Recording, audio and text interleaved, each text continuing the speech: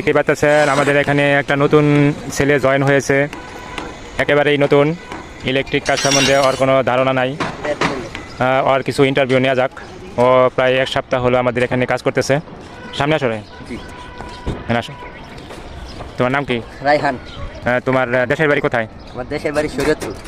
ও, এত দূর থেকে আসো এই ইলেকট্রিক কাজ শিখতে? ইলেকট্রিক কাজটা খুবই ভালো একটা কাজ, তা শিখলেই ভবিষ্যতে কিছু করা যাবে।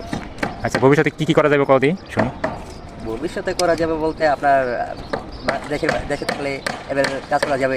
আচ্ছা, যদি ভালো মিস্ত্রি হওয়া যায় মিনিমাম পার ডে 700-800 টাকা ইনকাম হবে। আর যদি একটু হাই হয়ে যায় তাহলে 1000-1200। আর যদি বাইরে যাওয়া যায় তাহলে তো এর টাকা কোনো কমতেই থাকবে না, মিনিমাম 70 থেকে 75-80 হাজার টাকা। তো মিডিল ইস্টে গেলে, হাই কান্ট্রিতে গেলে তো এর থেকে বেশি পড়বে। তো আমার এই জায়গায় এক সপ্তাহ ধরে কাজ করতেছো, হ্যাঁ? হ্যাঁ, তা কি মনে হয় তুমি কি কাজ করতে পারবা? দেখি সামনে কি হয়, আল্লাহ ভরসা। এক সপ্তাহে তোমার আইডিয়া হয় না যে না আমি কাজ শিখতে পারবো, বা আমার ইচ্ছা নাই বা কিছু? কাজ শেখার আগ্রহ কার না থাকে, সবার একটা কাজ শেখার আগ্রহ থাকে, অনেকের থাকে বেশি, অনেকের কম থাকে। তো যদি ঠিক মতন শেখা যায় তাহলে অবশ্যই শিখবো।